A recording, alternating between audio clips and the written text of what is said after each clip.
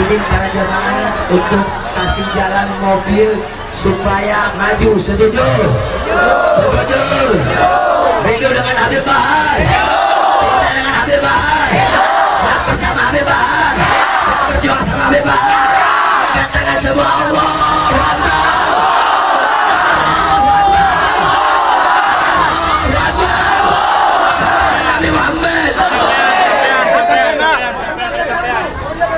Terus kasih jalan, dan ini amanah dari guru mulia Habib Bahar. Duduk.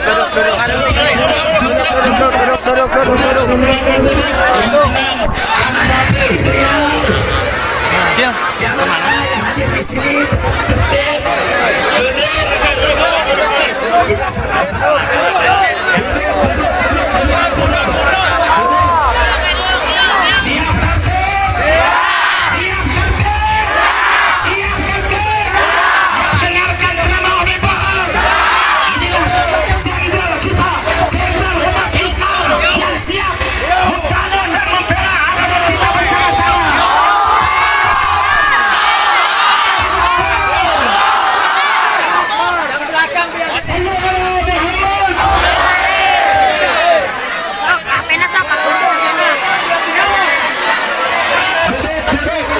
Semua jamaah harap tenang dan duduk. Yang di depan duduk, biar yang belakang kelihatan.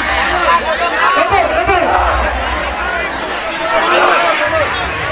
Kalau nggak rapi, Habib Bahar nggak mau bicara.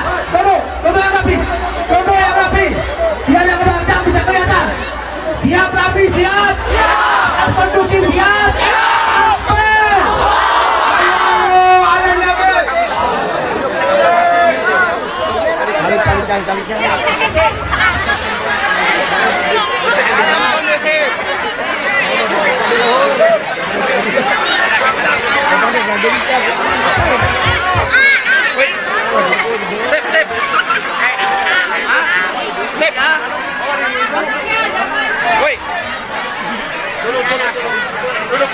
Yang di belakang ibu-ibu duduk, yang di depan duduk.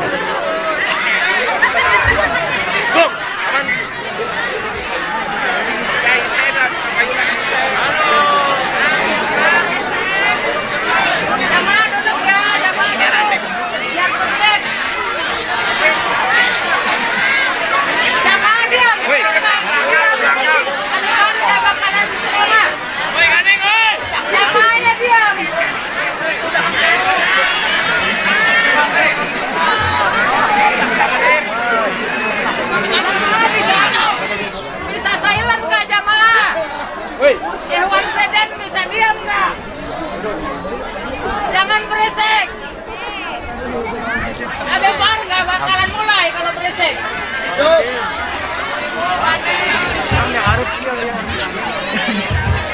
Sebelum mulai, perhatikan.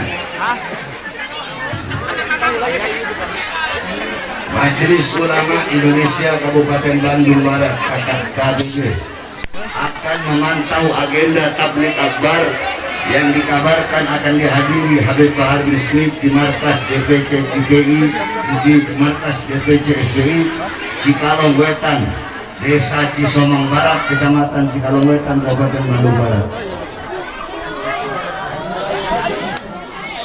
Diam. Bisa diam nggak? Bisa diam nggak? Jangan. Bisa diam nggak? Dari manapun mubaliknya harus dipantau terkait isi ceramahnya supaya sesuai pedoman dalam agama. Intinya isi ceramah jangan memprovokasi, ujar Ketua MUI KBB Muhammad Ridwan saat dihubungi. Ridwan mengatakan pemantauan agenda tersebut akan dilakukan perwakilan MUI Bandung Barat karena pengawasan terkait pelaksanaan kegiatan tersebut juga menjadi tanggung jawab MUI. Tablik akbar itu harus menyejukkan orang, patokannya rahmatan lil alamin, jangan yang lain katanya. Wakil MUI mana? Yang dari MUI mana? Berdiri. Antum dari MUI. Antum dari MUI ya. Nanti sampaikan apa ceramah saya kepada ketua MUI. Saya ajarkan kepada mereka seperti apa rahmatan lil alamin.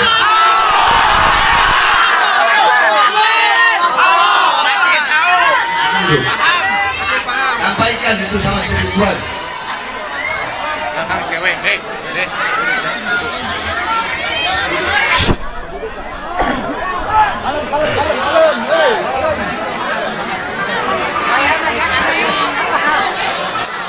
Assalamualaikum warahmatullahi wabarakatuh.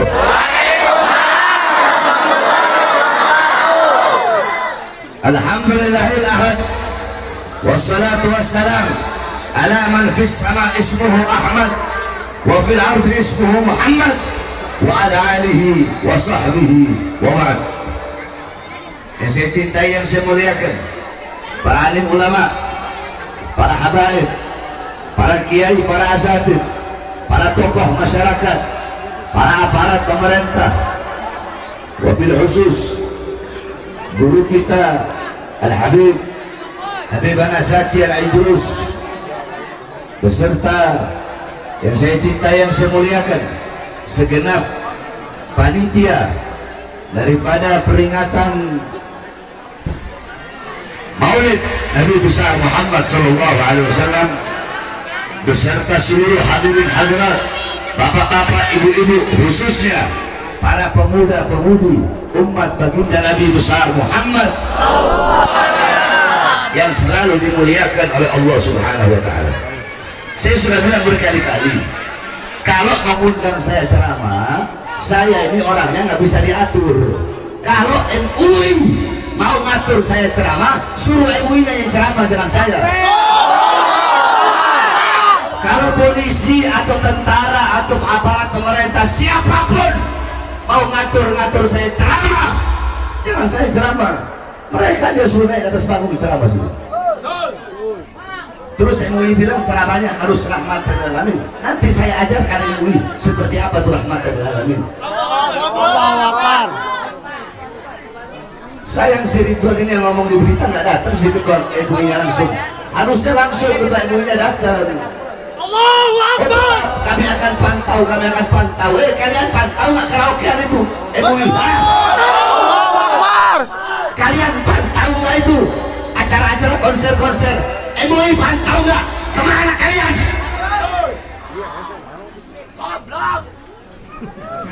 Saudara-saudara sekalian, kita duduk di majelis untuk merayakan Maulid Nabi besar Muhammad SAW. Dalam kitab Khawashi Syahwani ala Tuhfatul Muhtaj, bilang ini sama ketua MUI. Dalam kitab Khawashi Syahwani ala Tuhfatul Muhtaj, kitab tersebut adalah hasyiah daripada kitab Tuhfatul Muhtaj Al-Imam Ibnu Hajar Al-Haytami. Kitab Tuhfatul Muhtaj Al-Imam Ibnu Hajar Al-Haytami adalah syarah daripada kitab Minhaj Al-Imam An-Nawawi. Dalam kitab tersebut dikatakan, inna afdalal layali wa lailatul maulidus syarif, thumma lailatul qadar, thumma lailatul jum'ah, thumma lailatul isra. Sesungguhnya malam yang paling utama, malam yang paling mulia, malam yang paling agung adalah malam kelahiran baginda Nabi besar Muhammad SAW. Setelah malam kelahiran Nabi baru malam Lailatul Qadar. Setelah malam Lailatul Qadar baru malam Jumat. Setelah malam Jumat baru malam Isra. Pertanyaannya, kenapa malam Maulid lebih utama daripada Lailatul Qadar? Padahal Lailatul Qadar adalah malam yang lebih utama daripada 1000 bulan. Malam turunnya malaikat, malam turunnya Al-Quran, malam yang begitu mulia. Tapi kenapa malam kelahiran Nabi lebih mulia dan lebih agung daripada Lailatul Qadar?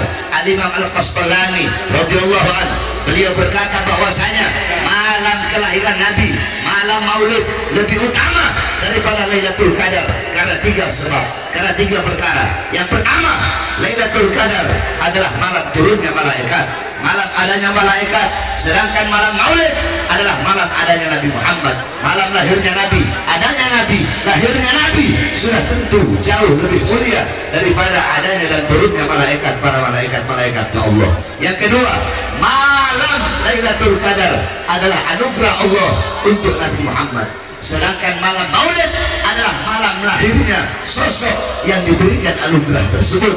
Berarti kalau bukan karena Maulidnya Nabi, tidak akan ada yang namanya Lailatul Qadar. Bahkan Al-Imam Sayyid Muhammad bin Alwi Al-Maliki pernah menukil daripada perkataan Al-Imam Sayyid Muhammad Amin Qutbi radhiyallahu anhu. Beliau berkata, ya Lailatul Itsnin madza safahat, wahai malam Senin, apa yang telah menyapamu? Kau begitu mulia, kau begitu agung, kau begitu luhur, kau begitu suci. Wahai malam Senin, engkau menjadi mulia karena dari mula, berawal dari mula hari-hari yang mulia dalam Islam. Karena kalau bukan kelahiran Nabi, kalau bukan karena di awal daripada Maulid Nabi, kalau bukan karena kelahiran Nabi, Maulid Nabi, tidak akan ada hari-hari besar Islam, tidak akan ada Idul Fitri, tidak akan ada Idul Adha, tidak akan ada Nuzulul Quran, tidak akan ada Ramadan, tidak akan ada Lailatul Qadar, tidak akan ada Islam, tidak akan ada iman, tidak akan ada ilmu, tidak akan ada amal, wara, khauf, akhlak, adab, khasyah, zuhud, tidak akan ada qanaah, tidak akan ada amal ma'ruf, nahi munkar, jihad dan lain-lainnya. Kalau bukan itu semua diawali daripada Maulid atau kelahiran baginda Nabi besar Muhammad sallallahu alaihi wasallam. Yang ketiga, saudara-saudara, malam Maulid lebih utama daripada Lailatul Qadar. Kenapa kelahiran Nabi lebih utama daripada Lailatul Qadar? Al-Imam Al-Qastalani radhiyallahu anhu, beliau mengatakan, karena Lailatul Qadar itu rahmat Allah bagi umat Nabi Muhammad saja, rahmat Allah bagi umat Nabi Muhammad saja. Sedangkan adanya Nabi Muhammad, lahirnya Nabi Muhammad itu bukan hanya rahmat Allah bagi umat Nabi Muhammad saja, tapi adalah rahmat Allah bagi seluruh alam semesta. Sebagaimana dalam Al-Quran Allah berfirman, wa ma arsalnaka illa rahmatan lil alamin, tidak aku utus engkau wahai Muhammad kecuali engkau adalah rahmat bagi seluruh alam semesta. Lailatul Qadar itu hanya rahmat Allah bagi umat Nabi Muhammad saja, sedangkan Nabi Muhammad adalah rahmat Allah bagi seluruh alam semesta, seluruh makhluk, bagi seluruh manusia, bukan hanya umat Nabi Muhammad SAW. Oleh karenanya kita duduk di sini, bergembira di sini, kita duduk merayakan Maulid. Kenapa? Karena bergembira dengan rahmat Allah Subhanahu Wa Taala. Sebagaimana dalam Al-Quran Allah berfirman, "Qul bi fadlillah wa bi rahmati fabidzalika falyafrahu." Katakanlah, dengan karunia Allah dan dengan rahmat Allah, maka dengan karunia dan rahmat tersebut falyafrahu, hendaklah mereka bergembira.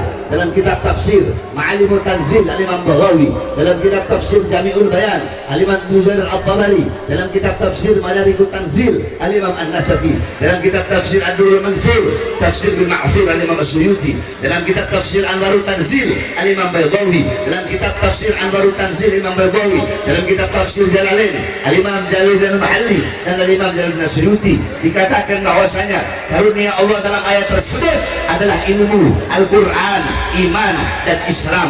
Sedangkan rahmat Allah dalam ayat tersebut siapa?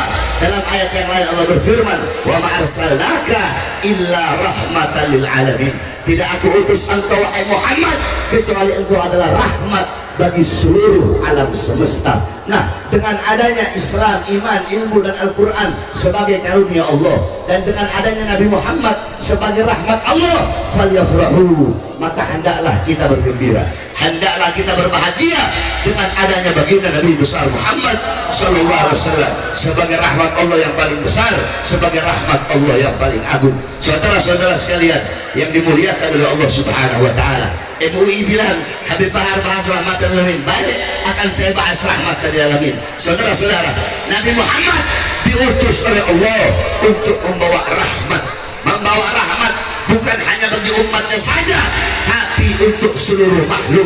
Sampai-sampai Rasulullah berkata, irhamu man fil ardi yarhamkum man fis sama. Sayangilah, cintailah apa-apa yang ada di muka bumi, maka kalian akan disayangi dan dicintai oleh apa-apa yang ada di langitnya Allah Subhanahu wa taala. Saudara-saudara, apa-apa yang ada di bumi, Nabi Muhammad SAW menyampaikan bukan cintailah sesama kalian yang beriman, cintailah sesama kalian yang Islam, bukan hanya itu, atau cintailah kalian sesama manusia, bukan, tapi Nabi Muhammad mengatakan irhamu man fil ard, cintailah, sayangilah apa saja, siapapun yang ada di muka bumi ya Allah.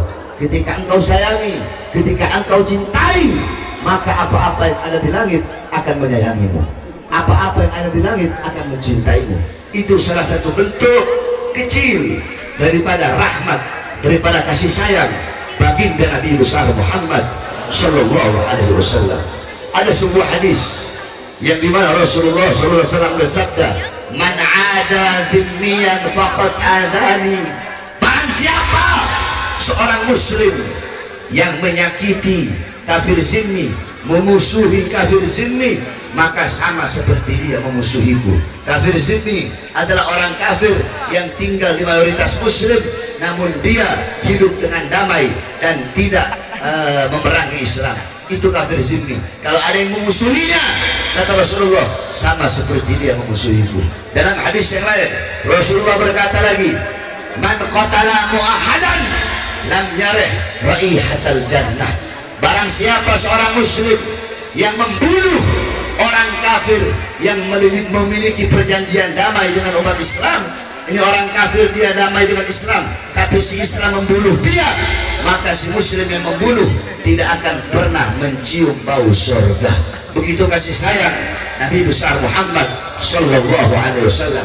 Bagaimana kasih sayang Nabi kepada seorang Yahudi yang buta, bagaimana kasih sayang Nabi, kecintaan Nabi, rahmatnya Nabi, akhlaknya Nabi, pribadi beliau dihina, dicaci, dimaki, Nabi Muhammad diem, dilempar kotoran onta, dilempari dengan kotoran onta, dengan perut onta, beliau diem. Bahkan beliau menjenguk orang yang ketika melempari kotoran onta tersebut orangnya sakit, dijenguk oleh beliau. Saudara-saudara, Nabi Muhammad selama urusan pribadi, Nabi Muhammad selalu rahmatan lil alamin. Tapi coba engkau lihat bagaimana ketika sudah urusan agama, bagaimana ketika sudah menyangkut kaitan dengan agama, atau berkaitan dengan umat, atau berkaitan dengan rakyat, Nabi Muhammad tidak pernah diam. Bagaimana dengan hadis yang dimana Nabi Muhammad SAW pernah bersabda, man li Ka'ab ibn Ashraf, man li Ka'ab ibn Ashraf faqad adallah Rasul. Siapa dari kalian, wahai para sahabatku, yang bisa membunuh Ka'ab ibn Ashraf? Karena apa? Karena Ka'ab ibn Ashraf telah menyakiti Allah dan telah menyakiti Rasulnya Allah Subhanahu wa ta'ala. Saudara-saudara, rahmatan lil alamin. Banyak orang sekarang, ustadz sekarang, kiai sekarang, habib sekarang, mereka menyalah-artikan, salah tafsir, salah makna tentang rahmatan lil alamin. Rahmatan lil alamin mereka artikan untuk diam terhadap kezaliman, diam terhadap ketidakadilan, diam terhadap kemungkaran, diam terhadap kezaliman, diam terhadap kemungkaran. Sehingga apa? Kalau ada apa-apa, udah, Islam itu lembut, Islam itu kasih sayang. Kalau ceramah tuh jangan keras-keras. Rasulullah tuh nggak pernah ceramah keras-keras. Goblok, kamu belajar di mana? Kok Rasulullah ceramahnya nggak pernah tegas? Rasulullah ceramahnya nggak pernah keras? Kamu tidak pernah baca hadis? Karena Rasulullah idza khataba marrat ainahu. Nabi Muhammad kalau berdakwah, kalau berkhutbah, kalau menyampaikan ceramah, memerah kedua matanya. Wa ala sautuhu meninggi suara beliau, wa ishtadda ghadabuhu, bertambah kemarahan beliau, hatta kanahu kamudiri jaisin, sehingga Nabi Muhammad bagaikan pemberi peringatan perang. Sabbahakum masahakum, pagi ini kalian akan diserang, sore ini kalian akan diserang. Seperti itulah Nabi Muhammad kalau berkhutbah, saudara-saudara. Jadi kalian para ulama-ulama, para habaib yang menyalahgunakan rahmatan lil alamin, rahmatan lil alamin, kalian bilang diam terhadap kezaliman. Saudara-saudara, demi Allah, jikalau rahmatan lil alamin diartikan diam terhadap kezaliman, diam terhadap kemungkaran, demi Allah, Indonesia tidak akan pernah mendapatkan kemerdekaannya, saudara-saudara. Ini Indonesia merdeka bukan dengan tenang-tenang, bukan dengan santai-santai, bukan dengan cengesan-cengesan, senyum-senyum, ketawa-ketawa. Bukan, saudara-saudara. Indonesia ini didapatkan dengan harokah, dengan pergerakan, dengan perlawanan, dengan darah, dengan mengangkat senjata melawan para penjajah-penjajah. Tidakkah kalian lihat bagaimana Bung Tomo ketika Inggris akan menyerang Surabaya, ketika Inggris akan mengambil senjata para anak-anak yang ada di Surabaya, Bung Tomo pergi kepada Kiai Haji Hasyim Asy'ari, pendiri Nahdlatul Ulama. Wahai Kiai, bagaimana ini? Besok Inggris akan datang untuk mengambil senjata mereka. Saudara-saudara, jikalau Islam rahmatan lil alamin diartikan diam terhadap kezaliman, diam terhadap penindasan, maka jawaban Hasyim Asy'ari, udahlah, biarin aja, kita pasrah aja, doa aja sama Allah, mudah-mudahan Belanda dapat hidayah, Inggris dapat hidayah. Tapi apakah seperti itu jawaban beliau? Tidak, saudara-saudara. Bagaimana jawaban beliau ketika Bung Tomo datang? Apa kata beliau? Hubbul watan minal iman, cinta tanah air, cinta negara kesatuan Republik Indonesia merupakan bagian daripada iman. Maka wajib bagi setiap orang yang memiliki iman kepada Allah, wajib bagi setiap orang yang dimana kaki mereka menginjakkan kaki di bumi pertiwi Indonesia, wajib untuk mengangkat senjata jihad, hukumnya fardu ain, untuk mengusir para penjajah dari tanah Indonesia. Kalau rahmatan lil alamin diartikan diam terhadap kezaliman, diam terhadap penindasan, diam terhadap kemungkaran, maka Indonesia tidak akan pernah mendapatkan kemerdekaannya. Betul? Kira-kira Ustaz, si Ridwan dengarin apa enggak? Hah? Dengar apa enggak dia itu? Ketua MUI apa Bandung Barat. Dengar aja. Telepon kalau perlu dia sekarang. Kasih tahu sama dia jangan salah gunakan rahmatan lil alamin. Rahmatan lil alamin itu bukan diam terhadap kezaliman, bukan diam terhadap kemungkaran. Betul? Jadi Ustaz kok goblok amat? Iya dong. Jadi kiai kok goblok banget sih? Iya dong. Pakai ngajarin kita orang ini mondok 18 tahun. Jadi nggak usah diajar-ajari masalah rahmatan lil alamin. Betul? Jangan ajarkan kita tentang nasionalisme. Betul? Kita ini ahlus sunnah wal jamaah, ahlus sunnah wal jamaah, akidah Asy'ari, Maturidi, mazhab Syafi'i. Kita orang tahu, kita belajar, haram, tidak boleh melawan pemerintah yang sah. Betul? Tidak boleh melawan atau menjatuhkan pemerintah yang sah. Betul? Yang kita lawan bukan pemerintahnya. Terus apa yang kita lawan? Yang kita lawan kezalimannya, yang kita lawan ketidakadilannya, yang kita lawan kemungkarannya, yang kita lawan kebijakan-kebijakan pemerintah yang menguntungkan asing dan menyengsarakan rakyat, sehingga kita rakyat Indonesia menjadi budak di tanah air kita sendiri. Itu